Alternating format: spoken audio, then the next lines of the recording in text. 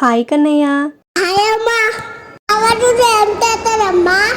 రాముడు లక్ష్మణుడు వెళ్ళిన తర్వాత సీతమ్మ ఒంటరిగా ఉంది కదా, అప్పుడు రావణుడు భిక్షం అడిగే ఒక సన్యాసిలాగా వస్తాడు. ఎందుకు కొట్టారమ్మా? ఎందుకంటే సీతమ్మ రావణుణ్ణి గుర్తుపట్టకుండా ఉండడానికి. రావణుడు సీతమ్మ ఉండే ఆశ్రమానికి వస్తాడు. అప్పుడు సీతమ్మ లోపలుంటుంది. రాగానే రావణుడు, నేను చెప్తా, నీకు తెలుసమ్మా? అబ్బో తెలుసా నీకు? సరే అయితే చెప్పు, నెక్స్ట్ ఏమవుతుంది? రావణుడు పోటీ విత్తనం దేవి అంటారు కదా అమ్మా.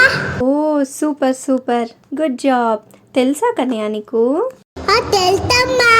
తర్వాత ఏమవుతారమ్మా?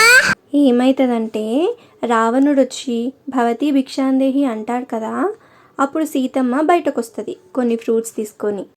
ఎందుకమ్మా? రావణాసురుడు సన్యాసిగా వస్తాడు కదా, ఆ సన్యాసికి భిక్షగా వేయడానికి. ఓ అవునా? అవును కన్నయ్య. అట్లా సీతమ్మ ఫ్రూట్స్ సన్యాసికి వేయడానికి తీసుకొస్తుంది. కానీ వాళ్ళ ఇంటి చుట్టూ లక్ష్మణుడు గీత గీస్తాడు కదా. బయటకి రావద్దమ్మా. అది గుర్తొస్తుంది సీతమ్మకు.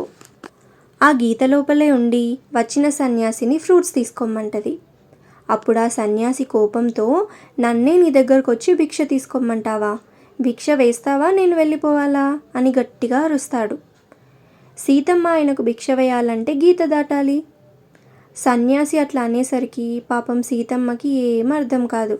ఏం చేయాలి అని ఆలోచిస్తుంటుంది పాపం.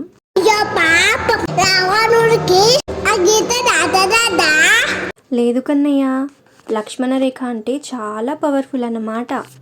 రాక్షసులు ఎవరు కూడా ఆ గీత దాటి లోపలికి వెళ్ళలేరు. అందుకే రావణుడు ఆ గీత దాటలేక సీతమ్మనే తన ఉన్న ప్లేస్కి రమ్మంటాడు భిక్ష వేయడానికి. మిగతా అది రేపు చెప్పుకుందాం, సరేనా? గుడ్ నైట్ అమ్మా. Good night Kannayya.